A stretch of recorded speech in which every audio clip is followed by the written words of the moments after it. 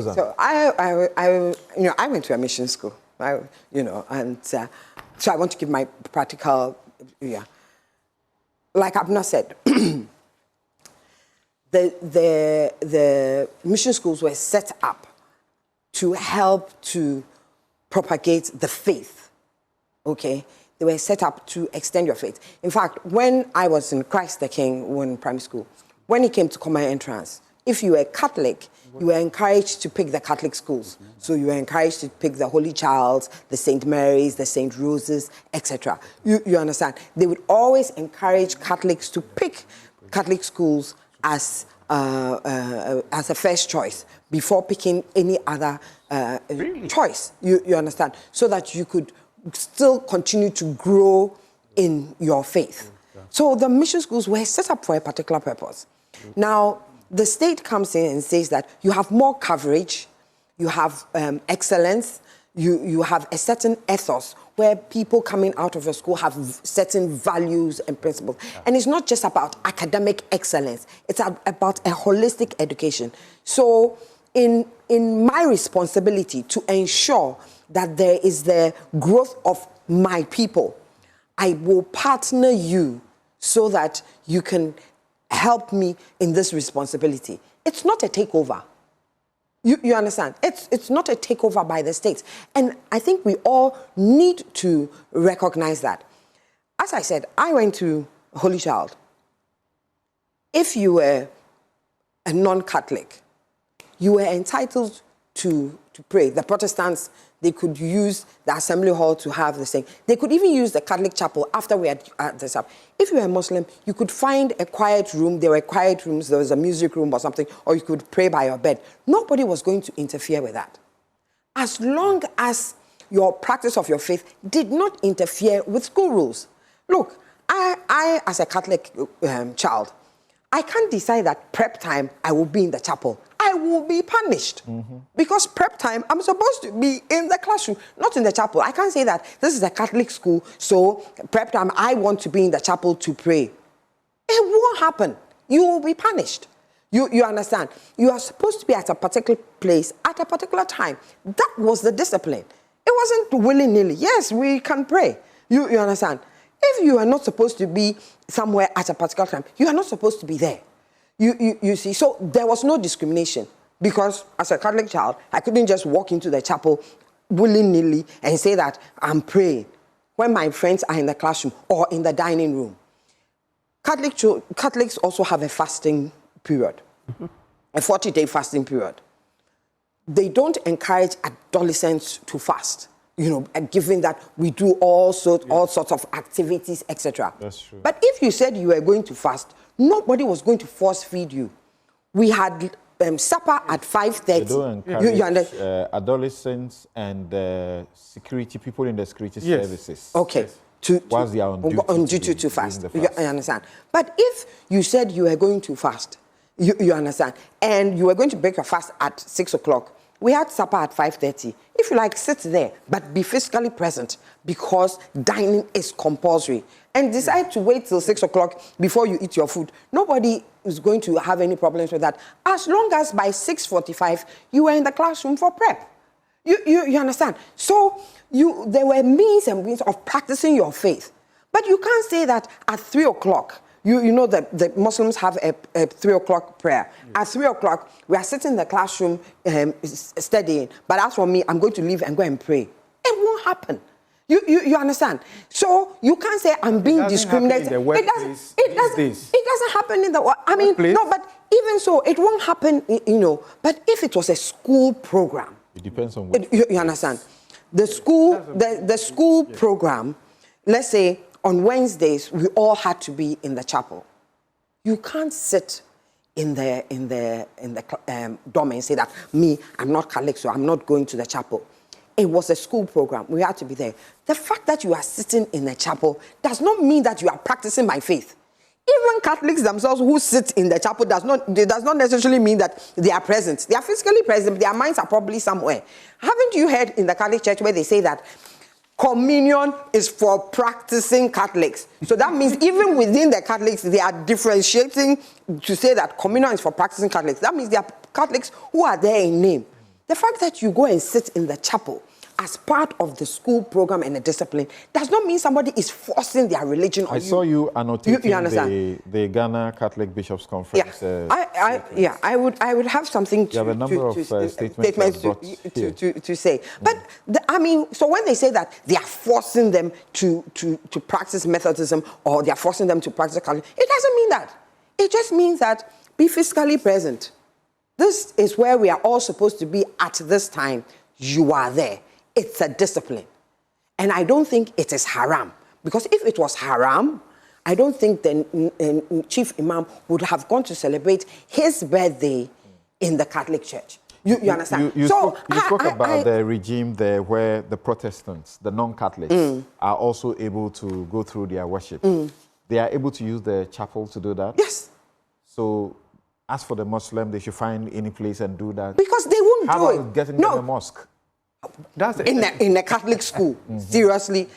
We don't have a Protestant church in the Catholic school. They can choose to use the assembly hall if they wanted to, you understand? Or they could use the chapel if they wanted to, you understand? But I don't think the Muslims wanted to go and use the church, you understand? That doesn't happen. You get it. But we are not going to build mosques on our schools because we have an identity. Like I said, the mission schools were not built to be secular. Your mission schools are now assisted schools. They are assisted schools, but the taxpayer is funding them partly. So do we want... Taxpayer, you don't discriminate the money where it is coming from. Whether it's coming from a Muslim or non-Muslim. But then we are pushing to that place where we are looking for a polarization, where I will say that if you are coming to my school, bring your baptismal card, and that the mission schools should revert if they want to have their property to say that this partnership is not working. If the mission school is for evangelization, it's an extension of the church. Exactly. Then, like Paul did, he said when he got to the Jews, he behaved like one and so on. Why don't you rather attract these people with the mindset of seeking to evangelize them? Let me Why do you want to They are not discriminating in terms of admission. We are not they don't check their background. But when we even talk about Buddhists, they've admitted Muslims, but even so, when we talk about evangelization, it is not necessarily having to go and bring people from other faiths there. There are Catholics who are in danger of losing their faith. We will start with them. You understand? Look, people talk about, sometimes they say, from the time I was young, the Catholic faith is shrinking. Do you know what one Jesuit priest said to me? He says, don't believe that. And even if it is shrinking, it is being left with the people who know their faith and understand their faith. Right. And it will stay strong. So I'm not worried about... The Catholics emphasize on the Catholic social teachings. Yeah. So there can be a lot that will be done in a Catholic setting, which is not exactly like picking a Bible and worshiping and so on. Catholic social teachings, which the Catholics believe it is important to them to forming an individual to be a person of integrity, be a person who fears God and so on. I have a story on that. You know, when I was younger in school, we had this organization. It's called YCS, Young Christian Students. Outside Africa and everything, it's called Young Catholic Students, IYCS, International Young Catholic Students. But we called it Young Christian Students. And we met every year at a congress. Now, some of the schools in the north came, and our mantra was conscientization of people so that they can grow to their potential. And we believed in social justice. So we said, see, judge, act, reflect, act again. And we believed in conscientization and social justice. See, so we went out. Reflect, and... See, judge, act, reflect, act again. And that was it. So you saw a situation, you made a judgment, you act, you reflected on your action, and you acted again. And it was about social justice, to see things the same. You know, when they came for the Congress, and we were asking about the projects that they did, and they were mentioning their names at the interview. We were like, but these names don't sound very Christians. And they said, yes, we are Muslim students. And we're like, you are in YCS. They said, because we understand conscientization of people. We understand what social justice means. We believe in see, judge, act, reflect, act again. It had nothing to do with saying an Hail Mary or not. They could identify with the values. Are we digressing from the subject? Okay, so let me say something. The Catholic, the mission, the same. Schools. The mission school. Not just the mission schools, but it is health care, you understand? And in various other social services. Does the government want to partner with people? Because it is making it look as if the missions have done a deal with the devil, and now it is coming back to bite them. When they had openly opened their heart to say that everybody deserves a good education.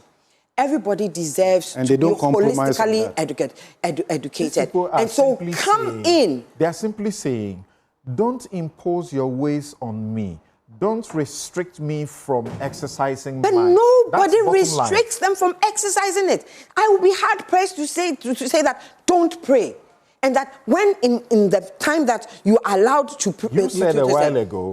You said a while ago, because a Muslim will have to observe 5 times of prayer at specific periods. Yeah. And because you are in the school community, you can't allow that. No, but you see, there has to be order. That is why we had those boarding schools, to teach us certain things.